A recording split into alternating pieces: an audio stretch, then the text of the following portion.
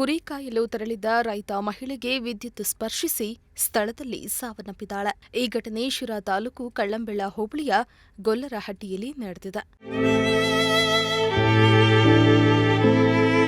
ಗೊಲ್ಲರಹಟ್ಟಿ ಗ್ರಾಮದ ಮಂಜುಳಾ ಮೃತ ದುರ್ದೈವಿಯಾಗಿದ್ದಾಳೆ. ಮಂಜುಳಾ ಎಂದಿನಂತೆ ಕುರಿ ಕಾಯಲು ಹೋಗಿದ್ರು. ಈ ವೇಳೆ ಬಾಯಾರಿಕೆ ಆದ ಕಾರಣ ದೊಡ್ಡೀರಣ್ಣ ಮಂಜಣ್ಣ ಎಂಬುವವರಿಗೆ ಸೇರಿದ ಜಮೀನಿನಲ್ಲಿ ನೀರು ಕುಡಿಯಲು ಹೋಗಿದ್ರು. ಆದರೆ ಜಮೀನಿನ ಒಳಗಿದ್ದ ಟ್ರಾನ್ಸ್ಫಾರ್ಮರ್ನಿಂದ ಪಕ್ಕದ ಜಮೀನಿನ ಕೊಳವೆ ಬಾವಿಗೆ ವಿದ್ಯುತ್ ಸಂಪರ್ಕ ಕಲ್ಪಿಸಲಾಗಿದೆ.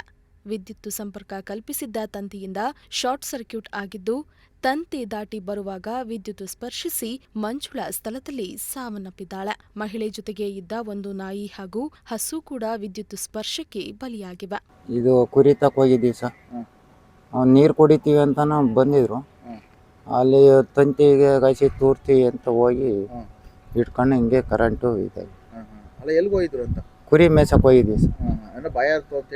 ನೀರು ಕುಡಿಯಕ್ಕೆ ಹೋಗಿತ್ತು. ಅದು ವೈರು ಯಾವ ಥರ ಇದಾಗಿತ್ತು ಅಲ್ಲಿ? ಮುಳ್ಳು ತಂತಿ ಸರ್. ಅದು ಸ್ಕಿನ್ ಮುಳ್ಳು ಸ್ಕಿನ್ ಆಯಿತು. ಇದು ಮೋಟ್ರ್ ಲೈನ್ ಇದು ಬೋರ್ ಲೈನ್ಗೆ ಎಳ್ಕೊಂಡು ಹೋಗಿದ್ರಲ್ಲ. ಎಲ್ಲಿಂದ ಎಳ್ಕೊಂಡು ಹೋಗಿದ್ದು? ಯಾರು ಎಳ್ಕೊಂಡು ಹೋಗಿದ್ದು? ಟಿಸಿಯಿಂದ ಬೇರೆಯವರು ಸರ್.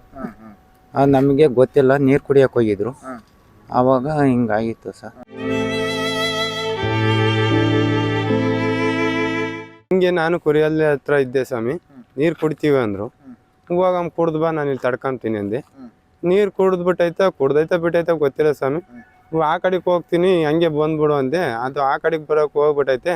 ಸುಮ್ಮನೆ ಹಿಂಗೆ ಇಟ್ಕೊಂಡೆ ಸ್ವಾಮಿ ಅಷ್ಟೇ. ತಂತಿನ ಒಂಥರ ಇದಾದಂಗೆ ಆಗ್ಬಿಟ್ಟು ಹಂಗೆ ಅದ್ರ ಮೇಲೆ ಮನಿಕೊಂಬಿಟ್ಟು ಹಂಗೆ ಇಟ್ಕೊಂಡು ಇದಾಯ್ತು. ನಾನು ಬರಲಿಲ್ಲ ಅಂತ ಫೋನ್ ಮಾಡಿದೆ.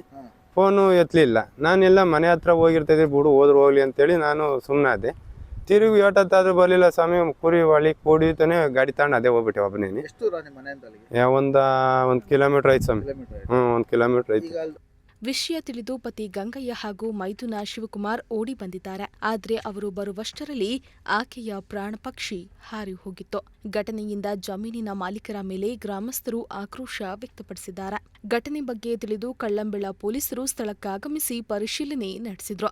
ಅಲ್ಲದೆ ಜಮೀನಿನ ಮಾಲೀಕರಾದ ದೊಡ್ಡೀರಣ್ಣ ಮಂಜಣ್ಣ ವಿರುದ್ಧ ಎಫ್ಐಆರ್ ದಾಖಲಾಗಿದೆ.